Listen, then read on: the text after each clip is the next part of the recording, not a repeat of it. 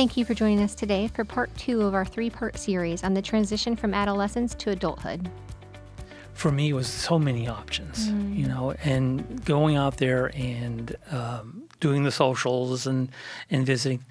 While you may think it's corny or that's kind of weird, and no, it's important. It's just to see what options are there. Maybe it isn't your cup of tea, which is fine, but at least try it once. My daughter, that was the one thing I instilled in her, or I like to think I instilled in her, was, try something at least once. And if you don't find that you find it pleasurable or to your liking, don't do it again. I mean, that's your options, But look at your options, because there are options. Some are harder to see than others. I get that. And for those breaking into new territory, like yourself and myself, going to college or advanced degrees, it's our frame of reference for what my experience frame of reference was what was on the movies, what I read in books, and it's like, oh, that's what college life is like. Oh. And it's not. It's nothing like that at all. And again, with the stories and the social media that's out there, which are good things to get an eyeball or a glimpse of what it might be like, those are often pictures of a perfect moment in time. Sometimes not so perfect, but, those are little snippets. There's a whole bunch of other pictures in between the next picture, that there's a lot of mechanisms and decision-making and stuff, that day-to-day stuff that you don't necessarily see. But having those choices and having somebody to bounce an idea off of is the sounding board, I think is what you said, Tiffany, is fantastic. And whether it's somebody who relates to what you're doing or is kind of going through a similar experience, and just making those connections, big thing, making connections. This line of work that I'm in now was not my first choice. I started off as a computer science major and had done that through the latter part of my high school career. Really? Yes, and went into college for the first couple of years. I had an extra year of undergrad because of my changes in major. I started off a computer science major. And I would have never guessed computer science. So now I know I have another IT person. There you go, right? I did a lot of systems work and was going to be a program analyst. And, really? Mm-hmm. And at that time, I'm going to age myself a little bit here. At that time, computer programs, a lot of them were on punch cards. They're long little pieces of paper, kids, with little dots you filled in and to write your program. I feel like you're making this up. Nope, I've never seen a punch card. Nope, I am not. I'm going to Google this later. Yeah. And you would have boxes and boxes and boxes of these cards for a little program. And I remember, for me, I was excited about that. It was new technology. I was a bit of a science geek, and so still am.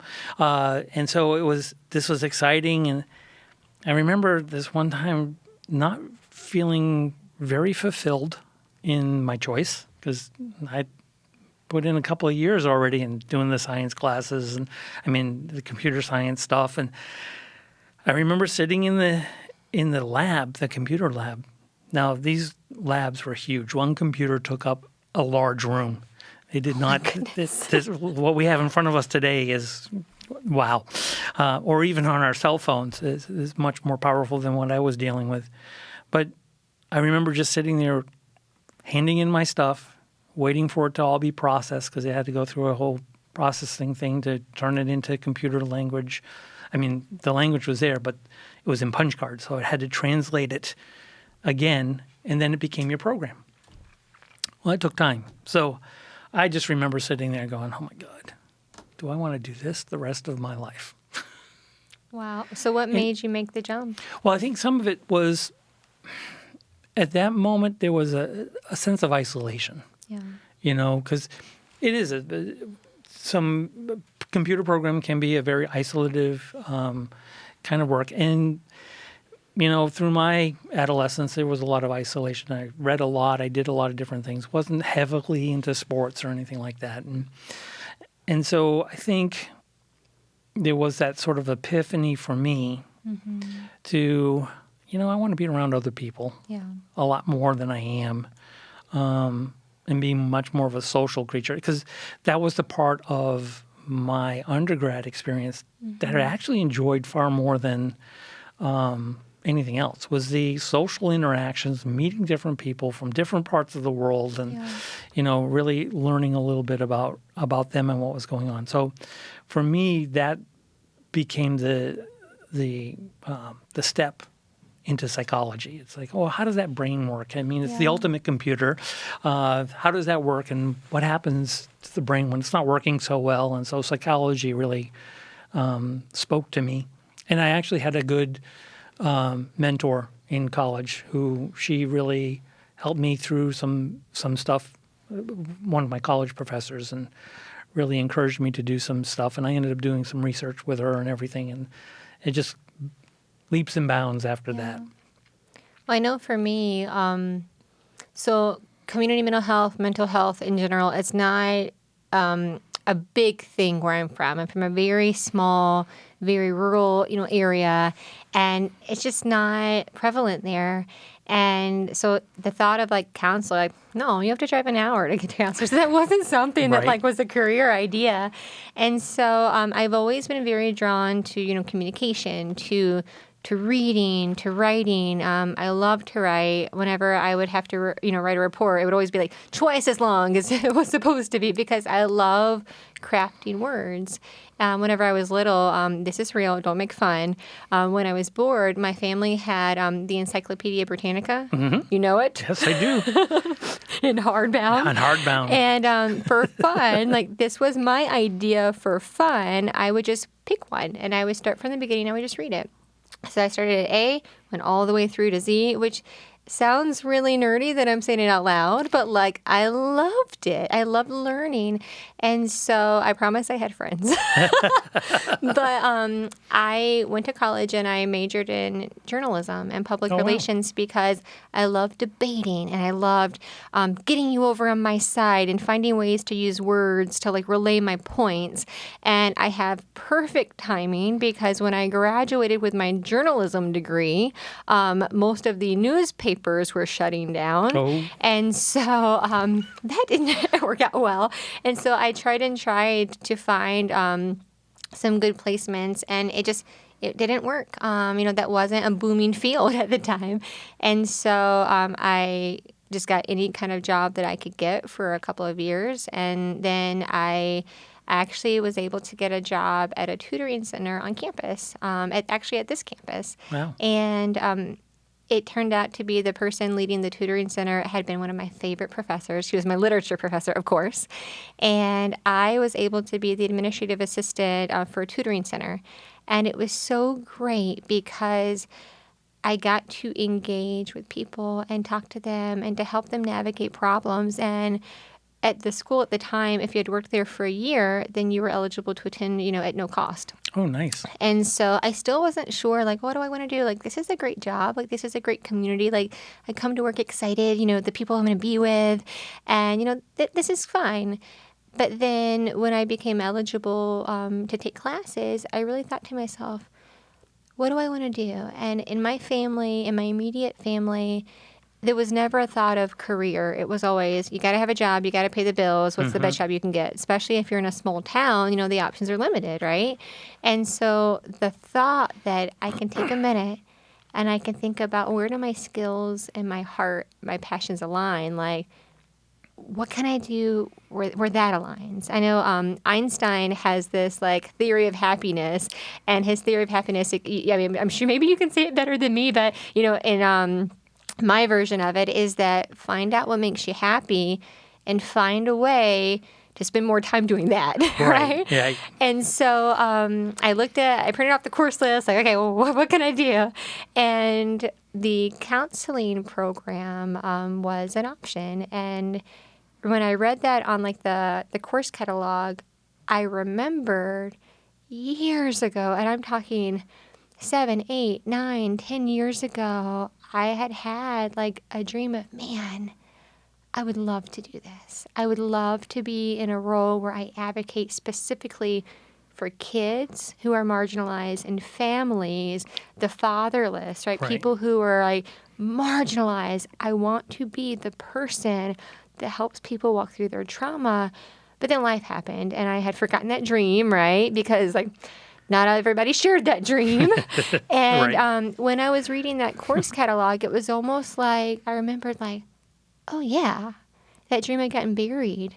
And I signed up. I took the classes. I was able to, get my degree for free, which is such an opportunity that not everyone has the chance to do. And it was incredible. I got an internship at Peace River Center whenever I was a graduate student. And I fell in love with the mission behind this agency, and I never left.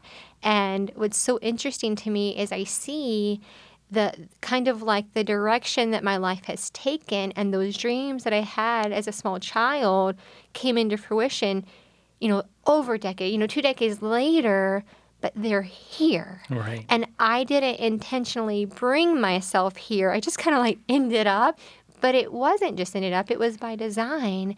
And I remember one of my my college professor, or not my professors, my college president, he said, time spent in preparation is never wasted. And so looking back, hindsight's 20/20, right? Right. Looking back, I realized, okay, every job, every season, every situation prepared me for what was to come next. And when I'm in the moment, things seem very chaotic. Like, well, Right. how is this going to benefit me? But looking back, I'm like, oh my goodness. Like, my life experience was perfectly crafted to put me in a position now to where I'm uniquely qualified to do what I do today. And it's like I couldn't have even done that on my own. You know what I Right. mean? Yeah. Yeah. And so that's kind of how I came here. And I'm in the position that I'm in now. And if I had not have had that college experience, if I've not had those professors, if I hadn't have taken that leave and gotten involved, I don't know. And I know we've talked before about fear Right. and how fear can hold you back and it can be debilitating, Absolutely. right? Right. I think it's taking some courage, and that one, it doesn't have to be a huge step. It's just a little step. Because I remember having that epiphany of changing my major. And here I was. I had gotten scholarships around it, and had even had some advanced coursework at the time through high school. And I'm thinking, man, I'm going to let a lot of people down making this change. Yeah. And am I letting myself down making this change? So you did it. We did it. I did it. And people do it all the time. I mean, you can do it. I mean, it's don't feel. And it's hard to hear this in the moment. It'll come back to you later in life, but don't feel you have to stay in that one area. Right. You can try different things. Doesn't have to be huge changes. It can be just little changes, and that's in the transition from going away from your parents and going into college life and becoming your own person. I think that's something that you need to hear from people or get permission to do. It's like, you can make the change. Does it seem horrible at the time? Yes. For me, it was like, this is going to be devastating. Right. Again, for that moment, it may be, but keep in mind your brain is still developing and it's catastrophizing everything you do. So that might be feeding into that fear a little bit.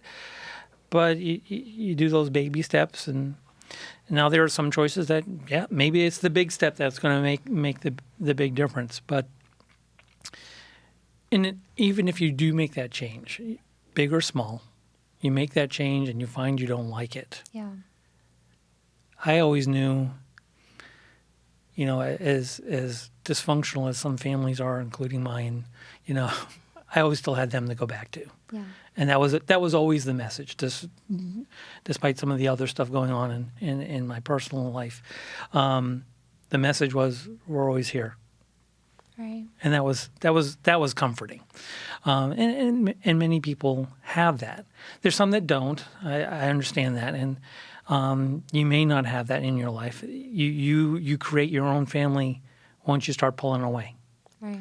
You create that protective